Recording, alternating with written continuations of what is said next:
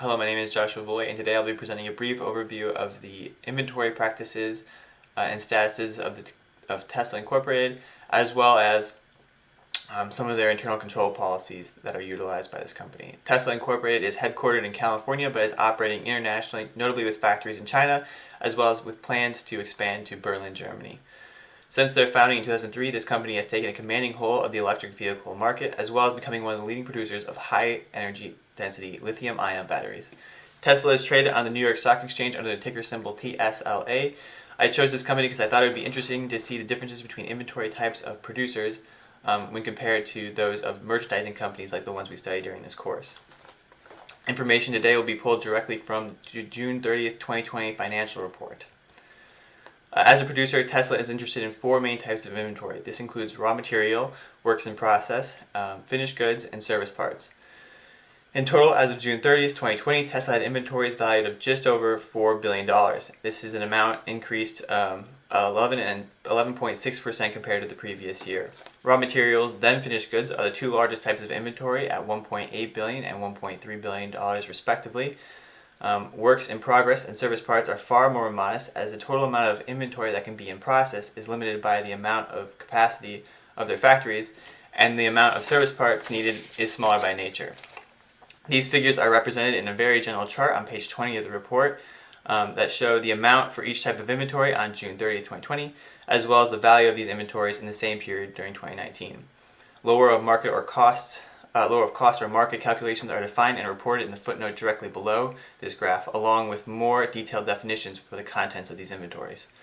To comply with GAAP guidelines, Tesla performs adjusting calculations to recognize the loss of value to their inventories.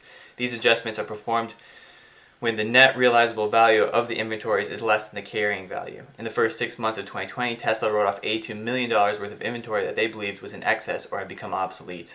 Another concept related to inventory practices, the inventory practices of Tesla, and a growing concern about the rate at which Tesla is expanding, is the reality that they ship FOB destination to dealerships. This means that while the cost of transportation is eventually passed down to the consumer, the logistics of transportation is a reality for the producer.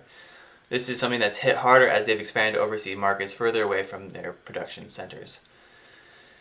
We will now talk a little bit about the internal control policies of Tesla. As is increasingly common with car companies, Tesla maintains the exact contents and value of contents for their inventories using the specific identification method. This is important to internal controls because with such detailed records, assuming that these records have safeguards of their own, it makes it very hard for fake invoices to be made imitating shipments and then for them to go missing, as well as for finished products to go missing. This also makes sense in the context of a car manufacturing company because oftentimes cars are made to the specifications of their customers, and so the final products aren't interchangeable and can't accurately be accounted for using the first in, first out, last in, first out, or weighted average methods. Another practice that is demonstrated through Tesla's most recent financial statement is the establishment of responsibility, as well as the performing of independent reviews. Near the end of the report, there is a signed certification by the CEO, Elon Musk, indicating that he had reviewed this report and that it was to the best of his knowledge accurate. In addition to this, the statement assures that internal controls were in compliance with the relevant rules as defined by the Exchange Act. This includes the proper disclosure of deficiencies as found by the external auditors that they had come in. These findings, the publishing of these findings and any internal weaknesses as it relates to their accounting processes results in the most transparent relationship between the company and their investors. This has been a brief overview of the inventory practices and internal control policies of the car manufacturing company Tesla Incorporated. Thank you.